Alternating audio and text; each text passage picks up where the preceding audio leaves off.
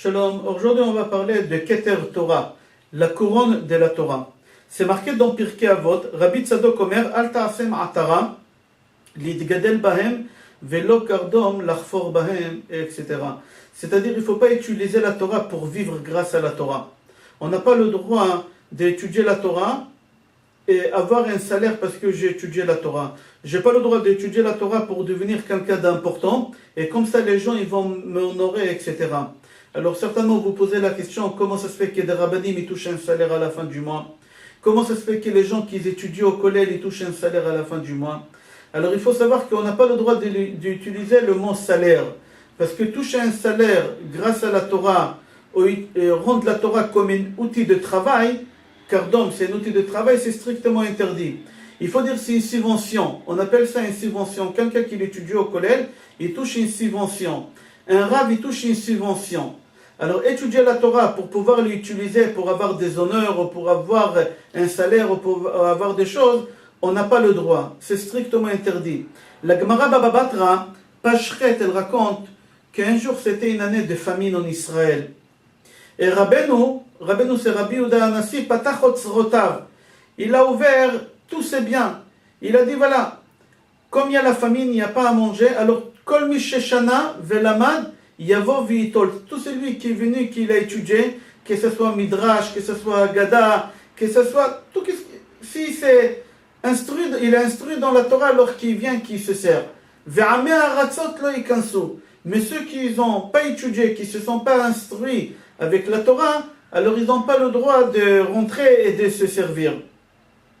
La Gemara elle raconte qu'il y avait quelqu'un qui s'appelait Rabbi Yonatan ben Amram, Dachak, il a poussé, il est parti voir Rabbi Yehuda et il lui a dit Rabbi, parnesani, monsieur le rabbin, nourris-moi. Alors il lui a dit Shanita, est-ce que tu as étudié? Alors il lui a dit non, mais nourris-moi quand même comme un chien ou comme un corbeau. Alors il lui a dit bon d'accord, il a eu de la pitié, il lui a dit rentre et sers-toi. Quand il s'est servi, il est parti, il a commencé à pleurer Rabbi, il a regretté, il a commencé à crier, il a dit j'ai nourri quelqu'un, un âme arrête, j'ai nourri quelqu'un qui n'a aucune connaissance dans la Torah, quelqu'un qui ne s'est pas investi dans la Torah. Il a commencé à pleurer. Rabbi Shimon, son fils de Rabbi Yehuda, de Rabbi, il est venu, il a dit papa, il ne faut pas te rendre triste, c'est possible que cette personne qui vient de sortir, c'est un de tes élèves, parce que chez toi il y a un élève que je le connais, à la yeshiva, qui s'appelait Rabbi Yonatan ben Amram, qui ne veut jamais utiliser la Torah pour pouvoir gagner sa vie. C'est possible qu'il t'a dit non, ne me donne pas grâce à la Torah que j'ai étudiée, donne-moi grâce à autre chose. Alors Rabbi Yehuda il est parti vérifier, en fin de compte il s'est rendu compte que c'était un grand Talmid Chacham. Rabbi Yonatan ben Amram, c'était pas n'importe qui, alors ça l'a calmé. Maintenant la Gemara elle a essayé de comprendre pourquoi Rabbi Yonatan ben Amram il a utilisé le mot chien, corbeau. Il aurait pu utiliser des animaux qui sont cachés à la consommation, des animaux qui sont purs. Il a utilisé des animaux qui sont méchants, le corbeau, le chien, qui sont impurs, qui sont impropres à la consommation, d'après la Torah. Comment ça se fait? Alors en vrai, Rabbi Yonatan ben Amram, il a voulu piquer Rabbi Yehuda Hanassi, grand comme il est, il a voulu lui piquer un peu. Il a dit nourris-moi comme un chien. C'est-à-dire quoi comme un chien? Il a voulu lui faire une illusion. Quand les Juifs ils ont sorti d'Égypte, c'est marqué Velo ichratz kelev leshono, que les chiens ils n'ont pas aboyé. Les Juifs ils ont sorti en silence.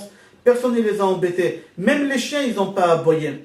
Et dans la Torah c'est marqué Kol basar terefa la kelev tashlichun oto. Si vous avez de la viande pas cachère que vous avez trouvé dans le champ, etc., vous allez lui donner au chien.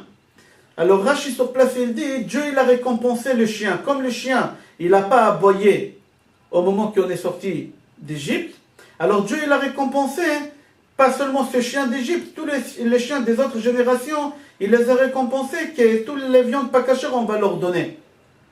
Aussi on voit, concernant les corbeaux, quand Noach, il a construit la Teva et après il a voulu envoyer le corbeau il n'a pas voulu partir. Il a dit au Noach, pourquoi tu m'as choisi à moi parmi tous les autres animaux qu'il y a dans la Teva? Pourquoi moi? Alors Noach il a dit, toi tu ne vaux rien, ni on peut te consommer, tu n'es pas caché, ni on peut faire des sacrifices avec toi. Alors au moins sert à quelque chose dans ce monde, va voir qu'est-ce qui se passe. Alors le corbeau il n'était pas content et Akadosh Baruch Hu il a dit à Noach, il a dit écoute, Fais-le rentrer dans la teva quand il est revenu. Laisse-le rentrer parce que le monde, il aura besoin de lui. Quand est-ce qu'on avait besoin de ce corbeau? Quand Eliyahu Navi il s'est sauvé, et quand il a tué les Nevia à Baal, il s'est caché, et c'est marqué là-bas que les corbeaux, ils venaient le matin, ils leur ramenaient du pain et de la viande, et le soir, du pain et de la viande. C'est-à-dire qu'ils l'ont nourri. Le corbeau, il a nourri Eliyahu Navi. Il partait sur la table de Yehoshaphat, et il ramenait à manger à Eliyahu Navi. Alors c'est pour ça, Akadosh Baruch Hu, il a laissé les corbeaux vivre jusqu'à aujourd'hui grâce au mérite de ces corbeaux-là. Alors c'est ça qu'est-ce qu'il voulait dire Rabbi Yonatan ben Amram à Rabbeinu Akadosh. Il voulait lui dire, comme ces chiens que Dieu il lui a donné ses sroutavot jusqu'à aujourd'hui, on lui donne à manger, et le corbeau il a ce mérite de ce corbeau de nord jusqu'à aujourd'hui, ces corbeaux ils sont vivants. Laisse-moi aussi au mérite de mes enfants qui viendront au monde, ils vont être certainement des tzadikim, nourris-moi.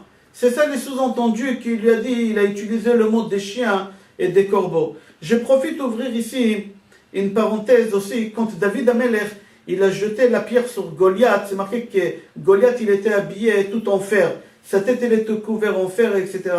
Comment la pierre elle a pu traverser, transpercer ce fer-là et tuer Goliath? Alors au moment que David il a jeté la pierre, il y a l'ange des pierres qui est venu, il est parti voir l'ange de fer, de toutes les matières fer, et il lui a dit, je t'en prie, laisse une fois traverser la pierre, le fer, pour que Goliath meure. Et grâce à ça, moi je te laisserai pour toujours, que quand les Juifs ils vont faire la Brit Mila, ils vont faire la Brit Mila qu'avec le fer, qu'avec les couteaux. Parce qu'avant on faisait la Brit Mila avec tout, avec une pierre, avec un roseau, avec tout ce qui coupe, on faisait la Brit Mila. On voit bien ça chez Tzipora, la femme de Moshe, quand elle a fait la Brit Mila à son fils, c'est marqué Vatikar Tzror Beyada. Elle a pris une pierre coupante dans sa main et elle l'a coupée. C'est-à-dire que la Brit Mila avant, on pouvait la faire avec pierre ou avec toute chose qui coupe. Mais depuis cette histoire, quand l'ange de toutes les matières en fer, il a été d'accord que la pierre, elle traverse la matière, alors comme reconnaissance, alors aujourd'hui on fait la Brit Mila qu'avec du fer, pour remercier le fer qu'il était d'accord que la pierre elle le traverse. La reconnaissance, toujours être reconnaissant le bien qu'on a fait, le bien qu'on doit faire aux autres. Je vous souhaite bracha v'atzlacha et kol tov.